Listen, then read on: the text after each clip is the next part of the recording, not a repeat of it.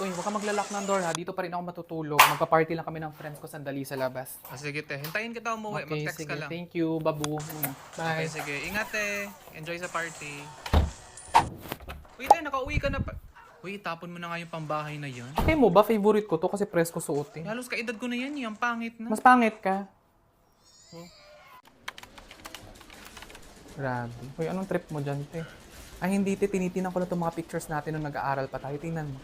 Kasi grabe, halimaw yung energy natin dati. Kasi imagine, gigising tayo ng 6 a.m. hanggang 7 p.m. yung klase natin. Tapos may dance practice pa. Oh, may dance dance practice pa tayo. niyan. Oo. Tapos uwi tayo ng pagod, pero may time pa rin tayong gumawa ng assignment at saka mga project. Minsan nga, galing pa tayong inuman, tapos uwi lang para matulog, tapos gising agad para pumunta ng school. Diba? Tapos ngayon, hindi ko na alam kung saan yung energy na yun, nawala na, hindi ko na mahanap. Hindi ko na rin mahanap eh. Baka nasali sa tax deduction. Wait, charing lang. May hinahanap ka na? Ay, hindi ma. Kinuha ko lang yung charger ko. Tubat na kasi ako. May ubo ka na? Ay, hindi ma. Masyado na kasi matamis eh. Kumatila yung lalamunan. May sipon ka na? Ay, hindi ma. Alikabok lang kasi. Allergic rhinitis lang. Naka-sale to? Ay, yes ma'am. 20% off pa yan. Ganda. Bagay so much. May brown nito. Ay, wala po. Cream na lang. Bilhin nyo na ma'am. Last pair na yan. Diyos ko, pang-anim na tawag ko na to. To si mama, dala ng cellphone. Hindi naman sumasagot. Thank you guys. Thank you.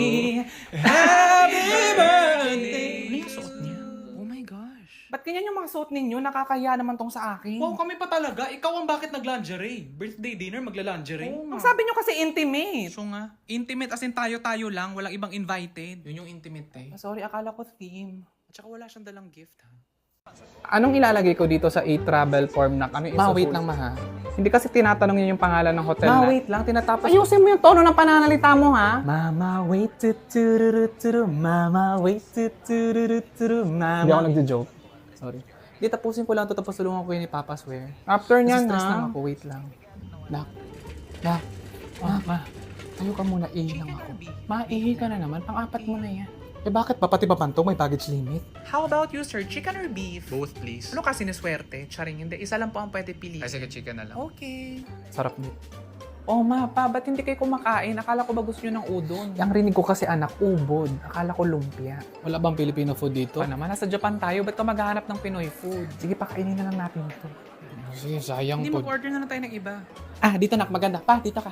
Picture mo kami ng papa mo. Ma, ang dami natin pupuntahan na tourist spots today. Ba't ka dyan sa lobby ng hotel nagpapapicture? At saka mamaya wag kang lalayo masyado ha kasi makiki-wifi kami ng papa mo sa'yo. Magsisend ako ng picture sa tita mo. Ma, hindi na kailangan na maki-wifi kayo ni Papa sa akin kasi naka-Globe Roam, Surf for All naman tayo! Tayo? Yes, tayong lahat kasi shareable to ng up to 5 people.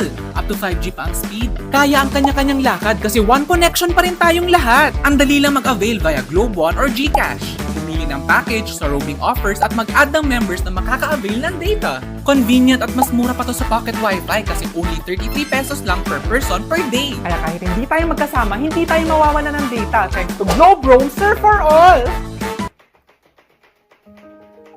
Pero nak, thank you talaga nak. Hana, dinala mo kami ng papa mo dito sa Japan. Bayan ma, pati ako naiiyak sa iyo eh. Hindi, thankful talaga kami ng papa mo. Di ba pa? Lever adjustable din ang clutch lever. Oh, yes nak. Salamat. We love you. Eh, wow. Hanggang Japan pala yung pagiging nonchalant ni Papa. Correct. Pang-international, no? Ano ba kasi nangyari? Nakalimutan siyang batiin ng jowa niya ng happy monthsary. Diyos ko yun lang. Sabi ko nga sa kanya na baka na-busy lang. Ganyan yan siya. Magta-travel agad pag malungkot. Travel lang ang paraan para makalimot ako! Naghahanap niya ng dahilan para mag-travel. Yan na naman. Ang bilis talaga mag-heal pag nasa ibang lugar. Yung gusto ko niyo. Move on, magta-travel ako! Ha? Eh, pwede mo naman siyang ipag-explain. Ba't ka naman sasakay agad ng airplane? Aminin mo na lang kasi na gusto mo lang mag-travel. Oo eh. So ano na nga, te? Kailan mo kami bibisitahin ng inaanak mo dito sa Canada? Tagal na. Hindi pupunta naman ako dyan eh. Nag-iipon lang ako sa Hala, tapos sa akin dito sa Dubai, hindi ka bibisita. Over? Siyempre, bibisitahin din kita Uy, dyan. favoritism ka ha. Mas malapit ka sa akin dito sa Australia. Uy, Basta hala, siya hala, una wow. Kung makasingil kayo lahat sa akin, nasa kabilang kanto lang. Ay, hala. Ba't ba kasi kayo nagsipag-abroad? Iba't ibang bansa pa? Matampuhin naman. Pa kasi sa inyo pa akong bumarkada? Sorry na, te. Ano pa tayong paano dati? Walang iwanan ha, walang iwanan. Laman-laman ko lang, ako lang pala may iwan dito sa Pilipinas. Oh no!